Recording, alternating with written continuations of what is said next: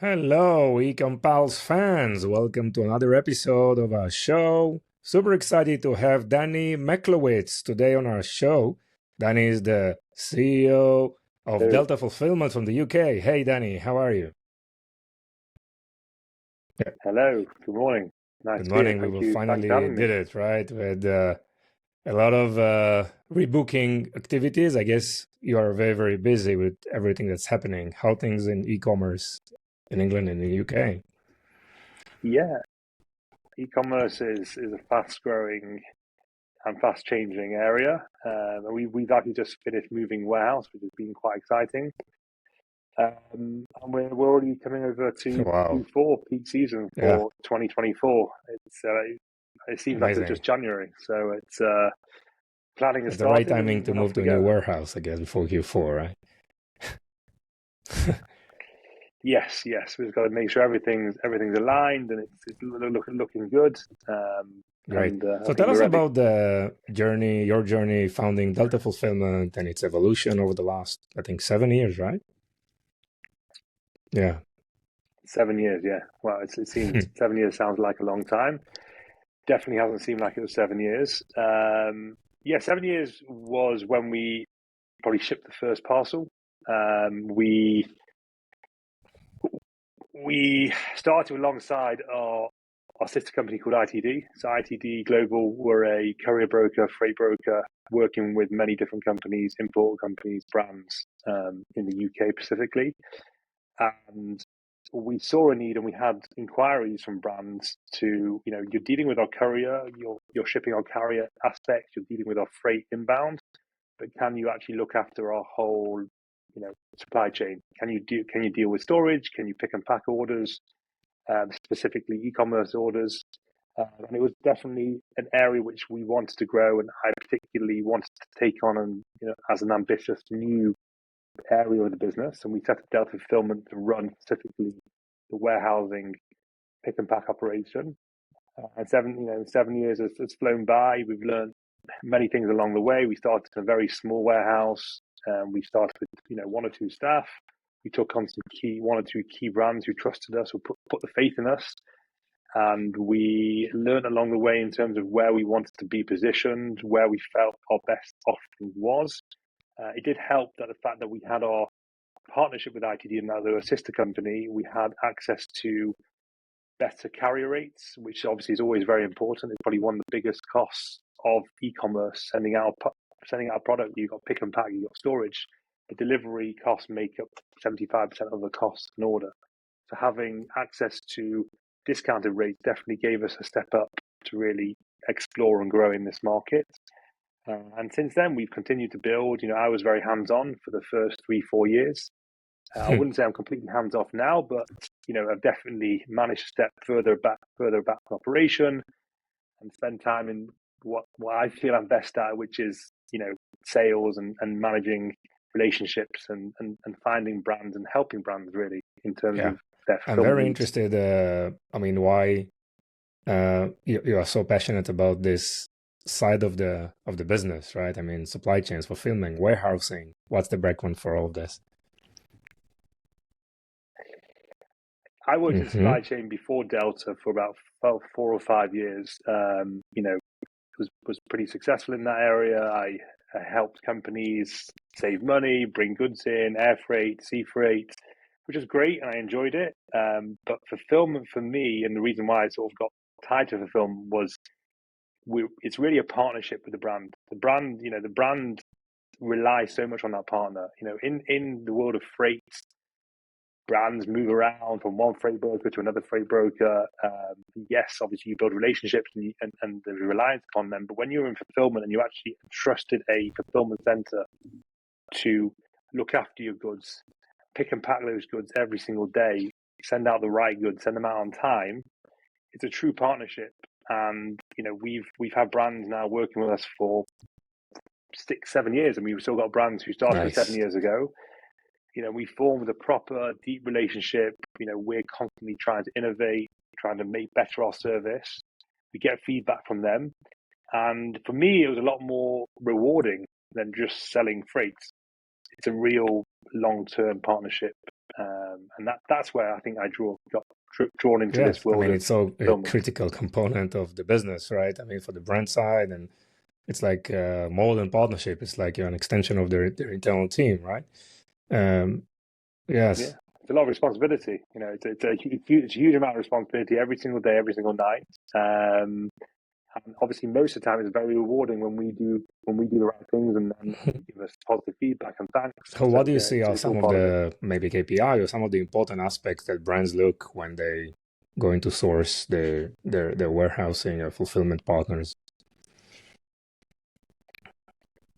I think there's a few different aspects. I think firstly, there's lots of different 3PLs out there, and there's different 3PLs which cater for different aspects of the market. So I would definitely say there's no one size fits all. You know, you'll have the boutique 3PLs, smaller boutique 3PLs who can cater for the smaller brands, who can cater for the brands who have more specific needs, whether it's the way they package the goods, personalization. You then have on the other side, the flip side of the market, you'll have these larger 3PLs who deal with the multinationals, you know, the really big brands out there. And then you've got this gap in the middle, which I think is where we fall, which is sort of the SME market, which will be brands who are doing anywhere from 1,000 orders up to 60,000, 100,000 orders a month, who simply want a 3PL who they can trust on, who has good pricing, competitive pricing, who can achieve KPIs day in, day out. Yes, obviously there'll always be a percentage of leeway, but can achieve 98, 90, 99% in terms of on-time dispatch, order accuracy, who can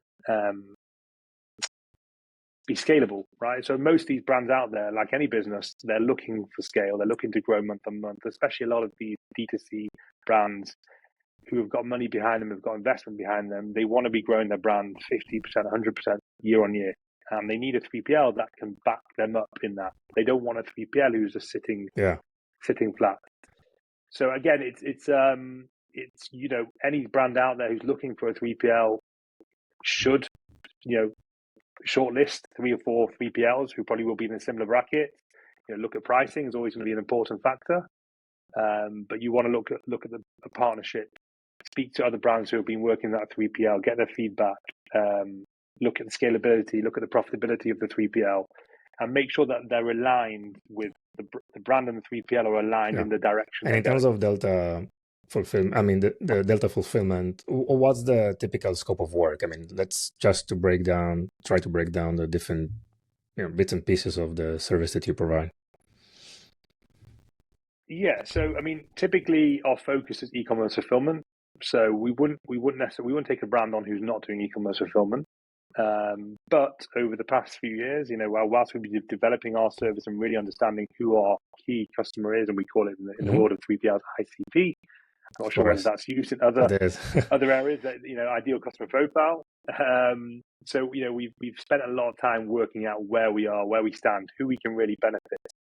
And again, e-commerce fulfillment is our key, but we've also developed a strong rework and kitting aspect of the business, and also B2B, because what we found is there's a strong need for most brands out there in the last few years have moved into the omnichannel approach. So they've got a strong website, which they're investing a lot of money into, with growing sales. At the same time, they are actively trying to get on the shelves of the key supermarket brands and other B2B outlets. And I think having a 3PL that can do both and who understands the intricacies of sending goods into the supermarkets, it's not straightforward. You know, you really have to get every single detail right to avoid any refusal of orders, to avoid any fines. At the same time, also being able to dispatch hundreds, if not thousands, of orders a day for those brands. So we've embraced both aspects, but e-commerce fulfillment is really still our growth strategy. Great. So it's shipping, it's warehousing, pick and pack, customer support, right? These are the major building blocks of the service. Correct. And you mentioned omnichannel. What are the nuances of the omnichannel? You mentioned this, for example, shipping the supermarket and the fines. What are other challenges that you see, I mean, from your perspective in terms of omnichannel service? I mean, the challenges for 3PL trying to run both is is the ability to how you store the goods. Because ultimately, with e-commerce fulfillment, you want to be storing single units in a picking shelf, picking those effectively. But at the same time, you then have a B2B order which drops on, which then wants a pallet worth of goods. So you've really got to, and we've had those challenges over the years, is how we run side by side the two. And what we've done is we've developed a way in the system that if a B2C order comes on, it gets allocated to a B2C picking area, picking shelf or picking bin. Or if a B2B order comes on, a bulk order for more than 10 units or 100 units of an item, it then allocates from a different area. So we can run side by side without affecting the workflow of, and obviously of there are different level of service or SLA for the B2B side of things and the B2C side of things, right? So you need to adhere to, correct. B2C in our world is orders that come up until 4 p.m. go out the same day. We're all constantly trying to push the boundaries. We work 6 days a week. With B2B, there is a bit more leeway. I mean, an order will generally come on 2 or 3 days before it needs to leave the warehouse, which obviously is good. It helps with preparation. So they lead very different lives, and we've had to create different departments within the business to look after one and the other, to make sure that both are done to their And I know you put a lot of energy and focus on maintaining high quality of service, right, to customers. And I wanted to ask you, what do you really do? I mean, what does it mean, in your world? I think high quality service, I think the key metrics to look at, you can get taken away with looking at many, many metrics, but the key metrics which we focus on and we've tried to really put time and effort into actually getting the data and make sure it's correct is on-time dispatch. So is, again, like I said before, say 4 p.m. is a cutoff, making sure that how many parcels have come in before, how many orders have come in before 4 p.m. and actually left the same day. So we measure that on a daily basis, on a weekly basis, and a monthly basis, and obviously report those back to the customers. We look at order accuracy in terms of, have we sent the right items out? Are there any mispicks? Are we missing the items? And again, we measure that. We do need feedback from the customer on that, but we do measure that in a very tight way to make sure that everything's going out the door right. Thankfully, we're at a very 99.99% on a, and it sounds very cliche, but we're running at that sort of level on a weekly basis, and we strive. If anything ever comes up, we straight away dive into what happened. Was there any reason behind it? Who picked it? Who packed it? And we look at the data. So I say the two key metrics for us is on-time dispatch, order accuracy.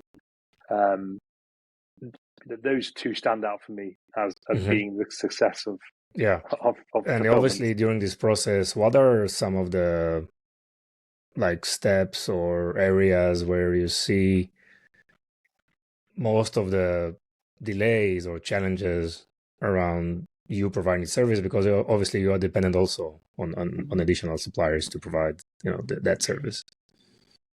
Correct. Yeah. So forecasting, the big F word, the big F word,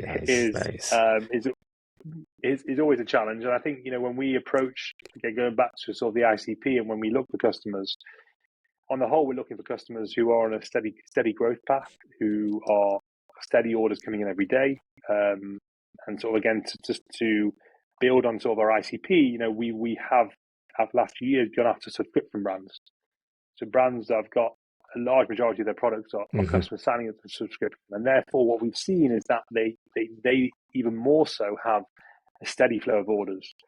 So as a warehouse, having that steady flow important enables us to really plan and make sure that we've got enough staff. There's always going to be sale periods and promotional periods, and obviously coming into Q4, you've got the Black Friday, you've got Cyber Monday, and various other areas. And they do become difficult for warehouses because the customers themselves don't know. A lot of the customers are only 2 or 3 years old. They don't have loads of data. They don't know exactly how well the promotion is going to go. So we work with them closely to say, listen, let's work together here. Make sure you're not over-promising to the customers. That if you are going to run a really good promotion, make sure you tell the customers to expect potential delays. Right? Let's over-promise. Under-promise, over-deliver, under-promise, over-deliver. So there's always that challenge with the market that we're working within, and the brands that are, again, like I say, 2 to 3 years old, don't have loads of data. They're not like brands who have been around for 10, 15 years and have exact data. there is a working partnership. Again, this goes back to partnership and making sure that we're all aligned in terms of expectations, especially around the it's times very, when we very run important. promotions. And in terms of categories, obviously you mentioned subscription and smaller items, obviously FMCG. Any other categories that you're looking at? Yeah. We're very much honed down now into the world of subscription. So I'd say 75% of the brands we're taking on, the last 6 months have been subscription brands, in various categories, but again, all in FFCG, whether it be skin lotion, deodorants, even bread. Wow. We've got a customer who does subscription, bread, and Nice. actually doing very well. So we're not necessarily focusing on a certain category, but we're going for low SKU counts, high volume of orders, like any 3PL would really want. And we're then, if you fit our ICP and we take you on, Yes. we want to give you the So best. You mentioned service some of the possible. criteria. What other criteria you have in place just to qualify with whom you want to work with? So again, low SKU count. So ideally less than 50 SKUs is an ideal scenario. Not doesn't mean it's a complete no after 50 SKUs. Seasonality again is we're trying to go for the brands who don't have seasonality. So yes, they may see an uplift in November time with Black Friday, but generally speaking, it's brands who are continue to rise month on month, but don't have major peaks and troughs. So and then obviously there's small goods. Everything has a barcode on, obviously, and that's really it. We try and keep it simple. Yes. And do what we can to get. And what about the technology and some of the software tools that are involved in this process? How usually this is shaping your processes, and how do you implement that in the flow? Yes, obviously there's software is a key aspect. I think most 3PLs now, are using some sort of WMS within their operation and have integrations into the various shopping carts, shopping channels. Maybe back 5 years ago, there were still 3PLs out there who were using spreadsheets. I think that's now finished. I think they've quickly realized you can't run a 3PL on spreadsheets. It's asking for problems.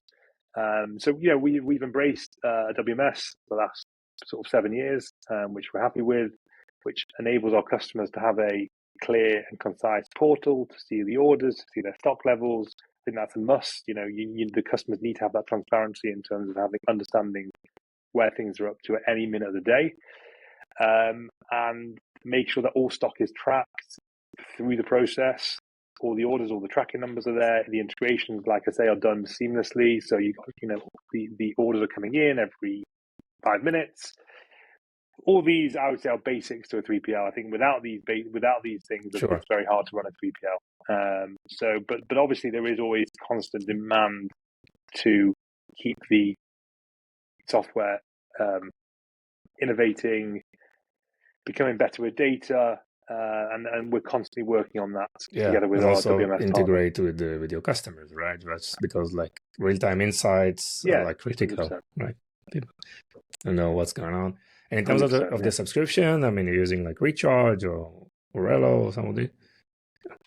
So we don't get involved with the subscription aspect. Obviously, it's our customers who are engaging with the likes of, like you say, Recharge, which is a very popular one. Skio, I think it's called. So there's definitely a few leaders in that world. We don't get too involved because once the orders it's all set up and the orders come in, they actually come into Shopify first and then come into us. So when we see the orders come into us, we don't necessarily, we treat all the orders as an order, whether it's subscription or whether it's and obviously, as you mentioned, it helps a lot with forecasting and just making sure that those processes are in place to accommodate the future demand. That's obviously super, super important. And there is I want to talk to you about Delta in terms of acquisition, acquiring new customers versus retention, right? How do you market your business? How are you creating more opportunities, and what's your effort on acquisition versus retention? Yeah, it's an interesting one. I wouldn't say I've fully figured it out. Everyone is challenged, right, by this topic. Because we are we are specific on who we want to bring in. It's not a matter of just getting loads of fulfillment leads. You could spend a lot of money on PPC out there, and you'd get loads of leads, which probably wouldn't fit your ICP. I think we've reached a point where we know who we're suited to, and we started now to go after and target those and sort of show the value that we can bring to their business. We've put a lot of effort into LinkedIn, so both on a company level and my page, and we've seen a lot of success on that. That's organically or also advertising? Yeah, no, all organically, and just providing good quality content, which helps people understand the world of 3PL, people who aren't in this space, just engaging short form content. And I think it's definitely working. We've got a lot of new ideas coming soon. But in any business, anyone listening to this, I'd say get on LinkedIn is still a tool which is being underutilized, and I think lots of opportunities. It's essentially it's free, and you can get thousands of views on each post. I know Eitan, you're busy on LinkedIn, so you can give some tips here. But it's definitely a big strategy of our marketing aspect, and we do SEO and we do various other things, but it's really and obviously referrals as well. If we can give the service the correct quality of service to our brands, they are generally speaking to other brands on a regular basis. So we have seen quite a lot of word of mouth and referrals. So it's various aspects, and they still haven't fully tied down. But I think in marketing, you have to be doing many things. You have to try so many things to see what works, right? And it's getting more and more complicated. 100%. And I know there is a new kid on the block, right? TikTok. Maybe not a kid, maybe a monster or something. So, yeah. No, it's not a kid. It's not a kid anymore. I think it's more of a teenage or adult stage. Yeah, it's definitely the one to watch at the moment. I think the way I've seen it, I mean, I'm probably not in that demographic of TikTok per se, but it's I think maybe a year or two ago it was very cheap, very very cheap items, very discounted, obviously attracting sort of that demographic, and obviously didn't have the trust there per se just yet. But over the last year, especially, I can see with some of our brands who really engaged with TikTok and seen some massive success. And we see the orders coming through. We're integrated with TikTok. We have orders coming through every minute. We've seen the volume of TikTok orders really explode. And it's really interesting. I think it's one to watch. I think it's going to become, a competition with Amazon in terms of, people trusting it, the video content. Hey, Sam, do you know anything about video content? I need to remember. I'm not sure. Yeah. So it's I think it's definitely one to watch. I think they've got an aggressive plan. Yes. And they're clearly doing a good job about it, and it works. The short form video content, and it shows you the product, and it engages you to buy. And we're going to be launching very soon. And again, you've got a sneak peek here. I'm not sure when this is going to be put out there, but we've noticed the TikTok trend. We've noticed that a lot of our brands are really keen, if they're not already on TikTok, really keen to get on it and do it properly. But there's so many different aspects of TikTok. It's not just the videos; it's the ads. Yes, it's many different aspects. And we've partnered with a well-known agency who are really focused on TikTok solely. And what we're going to be doing together is within the warehouse itself is actually providing content of us picking and packing our customers' products, because we know those videos do very well. It's all about what's going to capture the attention of the audience, and these short snippets of an order being picked and packed and put in the box and how the process goes. Our brands can't do it themselves because they've outsourced the fulfillment to us. So we're going to be bringing in some experts on providing interesting various interesting and content. And that content you will share with your customer, with the brand, right? For them to post on TikTok. Correct. It'll be brand exclusive. Obviously, we're not going to give them videos of their brand being picked and packed in various other aspects of the warehouse. And we're also looking at setting a TikTok live area at the warehouse and providing that option to do TikTok lives again. So it's just helping them along the journey of TikTok. Say how can they get the most out of it? Yeah, I So mean, it's funny you asked about TikTok, but yes, that's our plans. sure. I And mean, those it's videos quite that you mentioned exciting. they're going to do for your brand, I think is very, very amazing idea because any company related content is very, very powerful just to see the what's behind the curtains, what's happening. It creates a lot of loyalty and differentiation. I mean, in terms of this specific brand, because there is a new trend that is called EGC, which is employee generated content, right? So if you're like an extension of their Yeah, team and yeah, they're posting on their network, on their channels, so I guess it's very, very powerful. So it's nice. I mean, you have a brand, you're getting orders from his order system, right? And then you have same brand placing order coming in from TikTok, and you're serving both. So we talk about omnichannel, which is kind of an offline online experience, but now we talk about a multi-channel, probably digital experiences, right? And really, really yeah. nice process that is happening.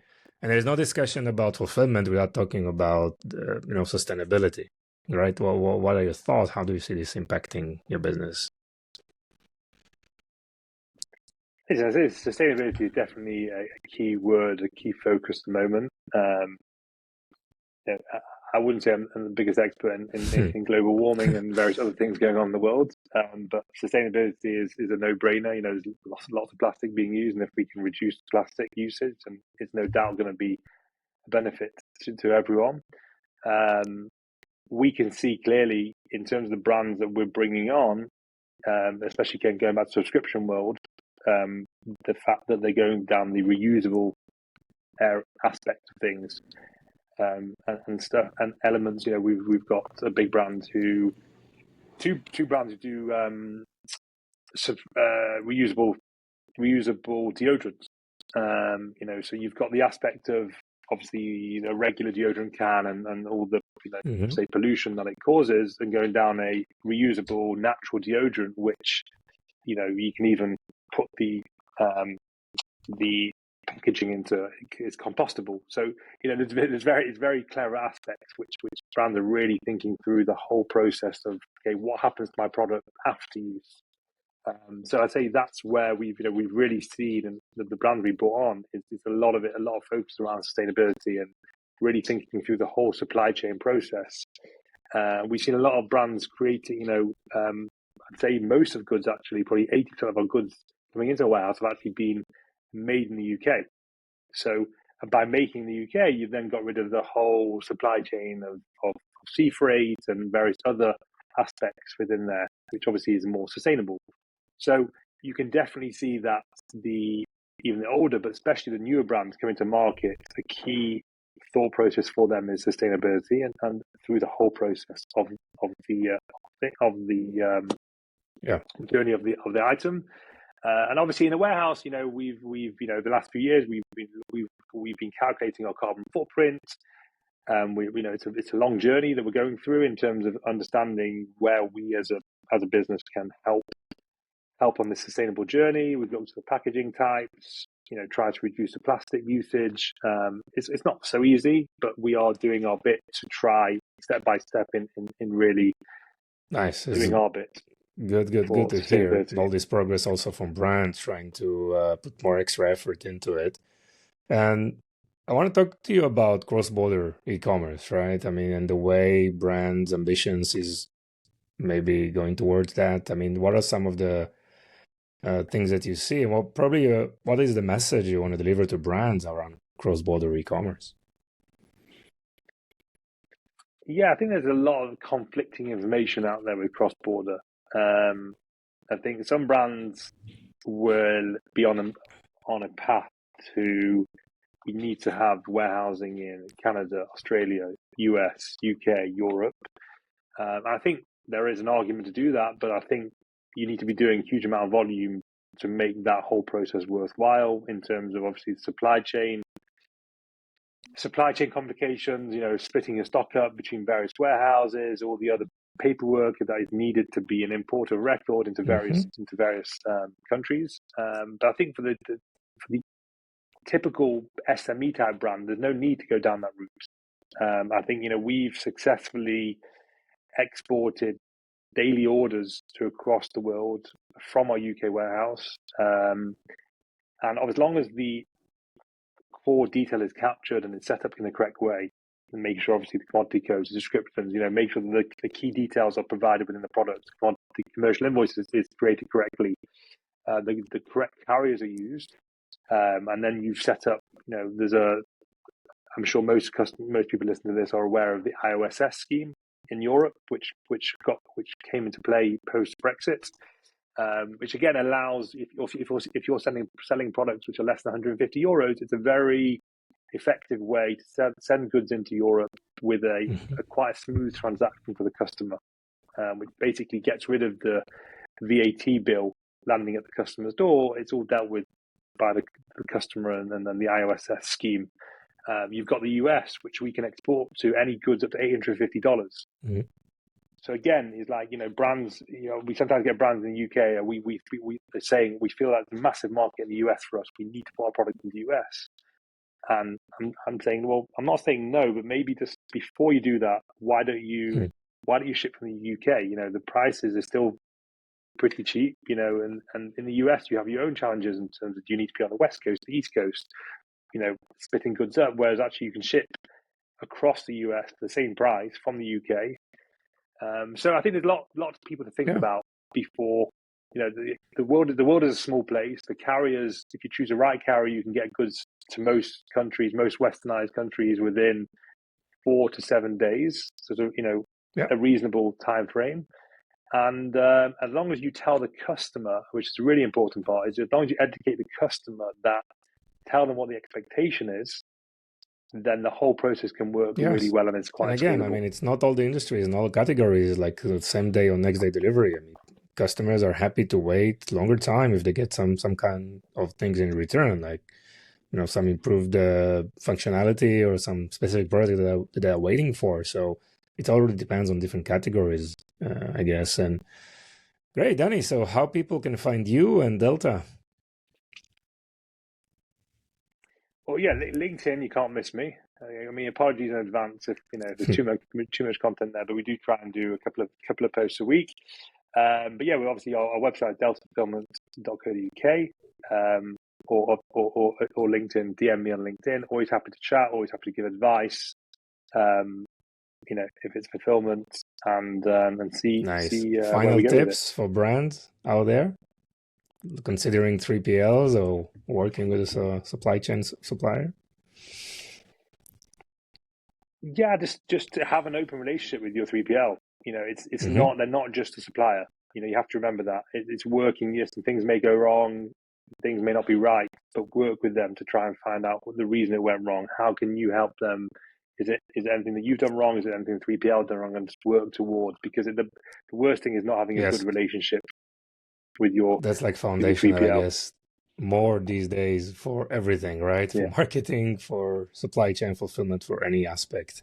So Dani, I really appreciate your time. Thank you so much for sharing with us your journey and the company and all these insights. It was really a pleasure, and thank you so much. Thank you for having me.